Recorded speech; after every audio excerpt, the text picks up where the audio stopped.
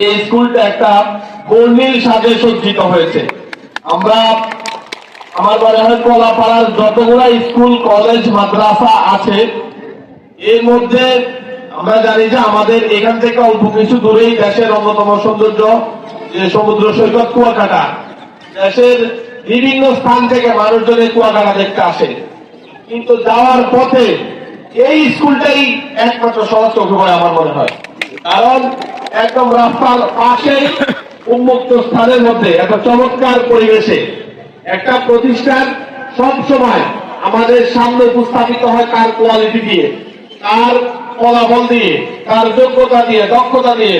আজকে মহিপুর এই কোঅপারেটিভ মাধ্যমিক বিদ্যালয় যেভাবে তার বার্ষিক ক্রীড়া প্রতিযোগিতা সাংস্কৃতিক অনুষ্ঠান সুসজ্জিত করেছে, এটা প্রমাণ করে এই বিদ্যালয় এই অঞ্চলের জন্য একটা অনন্য প্রতিষ্ঠান। এই বিদ্যালয় শিক্ষা, সংস্কৃতি, অন্যান্য সকল সূচকে এই অঞ্চলে আগামী দিনে আধিপত্য রাখবে আমাদের প্রত্যাশা সেই জায়গায়। আমি স্কুল কলেজ পরিদর্শন করতে যেয়ে দেখেছি যে গত 3টা স্কুলের, আজকে একটা মাদ্রাসায় গেছিলাম, আমরা সাংস্কৃতিক অনুষ্ঠানে যেয়ে দেখেছি আমাদের ছোট ছোট সোনামণিরা এত চমৎকার ভাবে তারা সাংস্কৃতিক কর্মকাণ্ড এবং খেলাধুলায় তারা চমৎকার ভাবে পারফরমেন্স করেছে, যেটা আমাদেরকে আনন্দিত করেছে, উদ্বেলিত করেছে। আমি আমাদের গার্ডিয়ানদের প্রতি আন্তরিক কৃতজ্ঞতা জানাবো, সম্মানিত শিক্ষকদের প্রতি আন্তরিক ধন্যবাদ ও কৃতজ্ঞতা জানাবো, এবং অন্যান্য যারা আছে আমাদের শিক্ষার সাথে জড়িত, বিশেষত আমাদের স্থানীয় নেতৃবৃন্দ থেকে শুরু করে অন্যান্য যারা আছেন তাদের প্রতি কৃতজ্ঞতা জানাই। আমরা বিশ্বাস করি একটা সোসাইটিকে কন্টিনিউ করার জন্য শিক্ষার বিকল্প কিছু নেই, আছে, কিন্তু আমরা স্কুল কলেজ মাদ্রাসা পরিদর্শন করতে যে দেখি আমাদের অনেক শিক্ষার্থী, অনেক ছাত্র, অনেক ছাত্রী বিদ্যালয়ে উপস্থিত হয় না। আজকে এই উপস্থিতি প্রমাণ করে যে মহিপুর বিদ্যালয় তার ভিন্ন নাকি।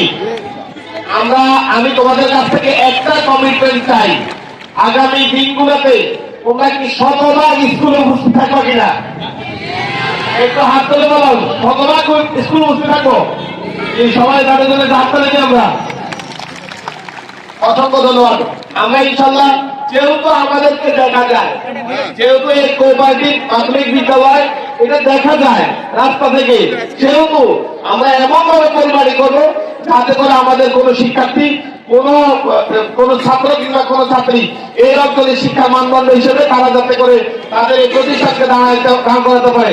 আমি সবার প্রতি কৃতজ্ঞতা জ্ঞাপন করে আমার বক্তব্য এখানে শেষ করলাম। আসসালামু আলাইকুম ওয়া রাহমাতুল্লাহ।